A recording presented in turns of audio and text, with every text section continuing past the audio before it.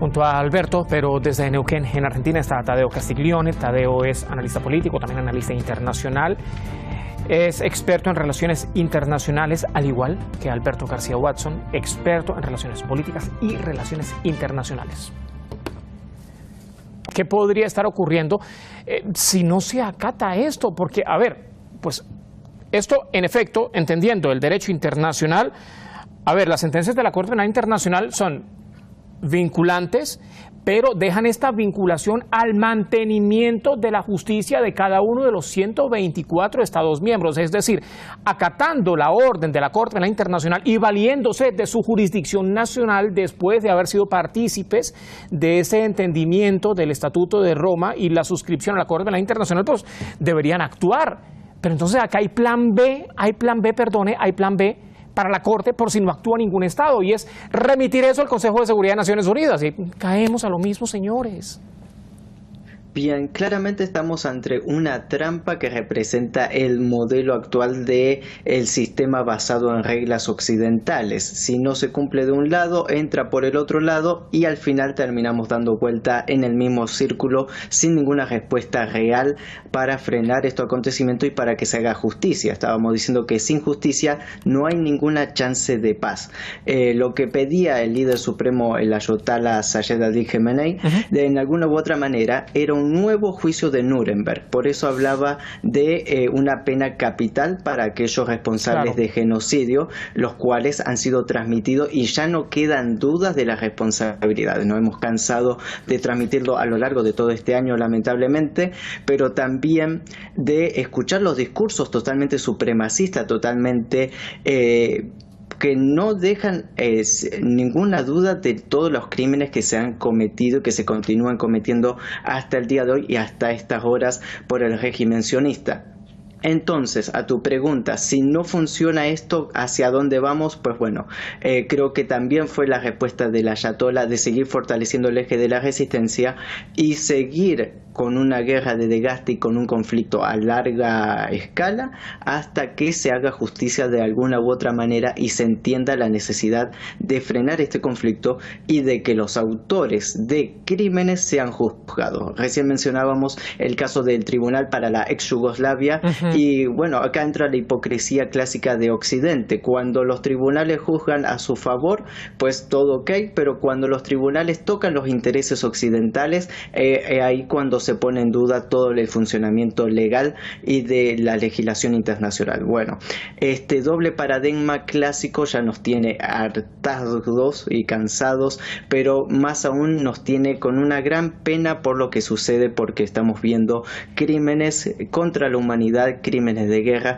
los cuales no pueden quedar impunes y no se pueden seguir tolerando con este nivel. Esperemos el raciocinio y esperemos el avance del desarrollo, pero bueno, ya nos tienen acostumbrado también la política de Netanyahu, de alguna u otra manera siempre salirse con la suya, pero sabemos que también el tiempo le es contrario y por eso como se ha visto desesperado a lo largo del conflicto con los países en la región, como también con su conflicto interno político.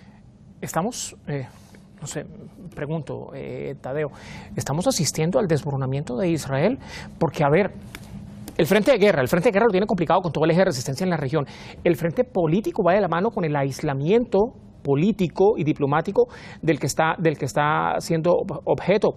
Y ahora, de otro lado, el frente judicial. Estamos ante un proceso de desmoronamiento.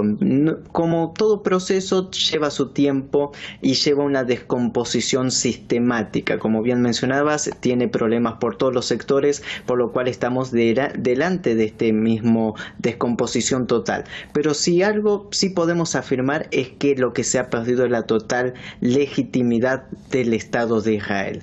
Con todos estos problemas, tanto internos como externos, judiciales y a nivel internacional, incluso comunicacional y mediático, si algo se ha quedado en claro es que ese gobierno está totalmente deslegitimado y no tiene ninguna potestad para seguir existiendo. Estamos hablando de un gobierno criminal y a lo interno con los casos de corrupción que bien se mencionaban, a lo externo con unas políticas genocidas que han atentado contra toda legislación internacional, con una beligerancia total en contra de todos los países en la región y también que ha demostrado sus crímenes de guerra y su desfachatez total. Esto es la entidad sionista, ha quedado totalmente al descubierto la muerte, la cultura de la muerte, la cultura de la maldad y este supremacismo con que siempre se han manejado.